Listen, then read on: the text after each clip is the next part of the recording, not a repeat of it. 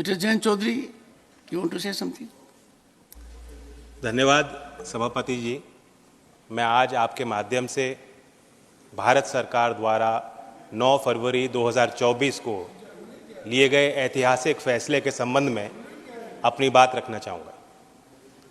खास तौर से देश के प्रधानमंत्री आदरणीय नरेंद्र मोदी जी ने चौधरी चरण सिंह जी को भारत रत्न देने का फैसला लिया, जो उन्होंने पहल ली। ये एक बहुत बड़ा फैसला है। ये सर्वविदित है कि मैं प्रसन्न हूँगा। सभापति जी, मैं जानता हूँ व्यक्तिगत तौर से आप भी गदगद हैं, लेकिन ये भाव सिर्फ यहीं तक सीमित नहीं, इस सदन तक सीमित नहीं है। मैं बताना चाहता हूँ कि कल देश के हर कोने में आपके निर्णय की गूंज पहुँची है। गांव-गांव में दिवाली मनाई गई है। जब चौधरी चरण सिंह जी प्रधानमंत्री बने थे, गाँव के लोग गुड़ और मिठाई लेकर दिल्ली आए थे बांटने के लिए, अपनी खुशियों को बांटने के लिए और इजहार करने के लिए। उसी तरीके से कल भी कनॉट प्लेस में किसानों ने गुड़ बांटा। ये दिखाता है, दर्शाता है कि ये फैसला सिर्फ चौधरी चरण सिंह जी के लिए परिवार तक सीमित नहीं है। देश का किसान का मेरा वर्ग, देश का वंचित समाज का व्यक्ति जो आज भी मुख्य धारा में नहीं है, one second. उनको सशक्त करने वाला फैसला लिया। One second. मैं अपील करता हूँ, आप भी Mr. जयराम रमेश, आप यहाँ बैठे हो, लेकिन पहले भी आप जयराम के रमेश, साथ आपने काम किया। Chair is here. उनका तो आदर कर लीजिए आप। Chair is here. Sit down. चुनाव आते जाते रहते हैं। Sit down. Please sit down. Please sit down. Seat allot होगी तब जाएंगे। Honorable members, 1 second. Take your seat. इस सदन की कार्रवाई के दौरान दुर्व्यवहार को लेके बहुत दुखी हूं। आपने मेरी ही नहीं, देश की भावनाओं को व्यक्त किया। सभापति जी, आपने मुझे संरक्षण दिया। बड़ी अचंभा मुझे होती है कि हम चौधरी चरण सिंह जैसी शख्सियत को किसी गठजोड़ के बनने और तोड़ने और चुनाव लड़ने और जीतने तक सीमित रखना चाहते हैं। लेफ्ट, राइट, सेंटर में हम बटे रहेंगे तो ये देश के जो असली धरती पुत्र थे, उनका आदर और सम्मान हम कैसे रख पाएंगे। मैं ये मानता हूं कि देश में जितने महान नेता आए हैं, सब ने एक दूसरे से कुछ ना कुछ लिया है, सीखा है, प्रेरणाएं ली हैं। चौधरी चरण सिंह जी गांधीयन सिंप्लिसिटी को अपना असूल बना के उन्होंने जीवन जिया। महात्मा गांधी जी के ग्राम स्वराज को अपना, उनकी मूल फिलॉसफी का वो हिस्सा और चरित्र का हिस्सा रहा। लाल बहादुर शास्त्री की ईमानदारी, नैतिक, उनके चारित्रिक गुणों को उन्होंने अपने अंदर समाया।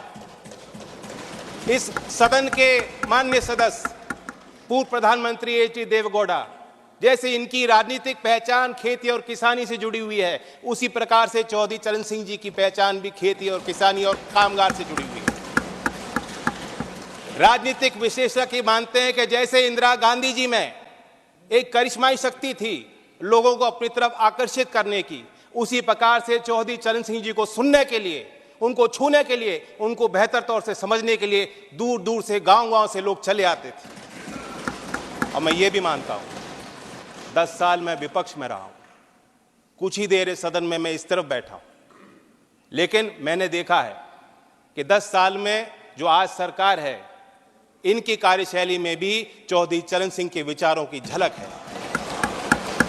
जब आदरणीय प्रधानमंत्री जी ग्रामीण क्षेत्र में शौच की दुर्व्यवस्थाओं पर प्रकाश डालते हैं, जब महिला सशक्तिकरण को अपना प्लेटफॉर्म भारत सरकार बनाती है और गांव-गांव में जागृति पैदा करती है, तो मुझे उसमें चौधरी चरण सिंह जी की बोली याद आती है।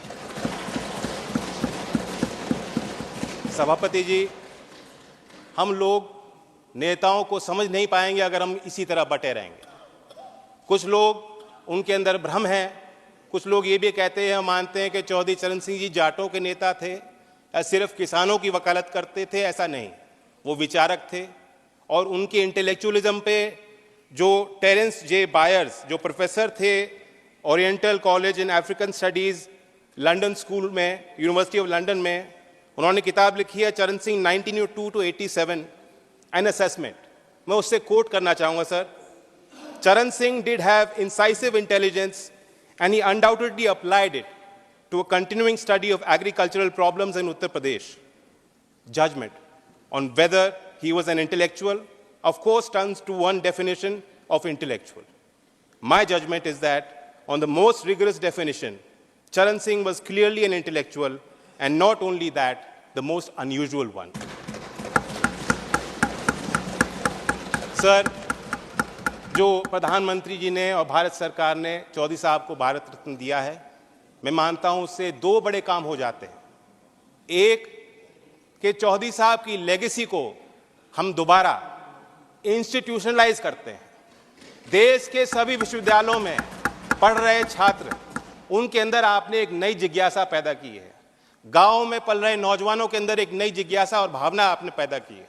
देश के अर्थशास्त्री और मुख्यधारा में जो लोग नीति निर्धारक हैं, आपने दोबारा उनको कहा है कि चौधरी चरण सिंह को आप स्टडी कीजिए, अपने स्टडी में शामिल कीजिए, अपने अध्ययन और विचार अनुसंधान में शामिल कीजिए।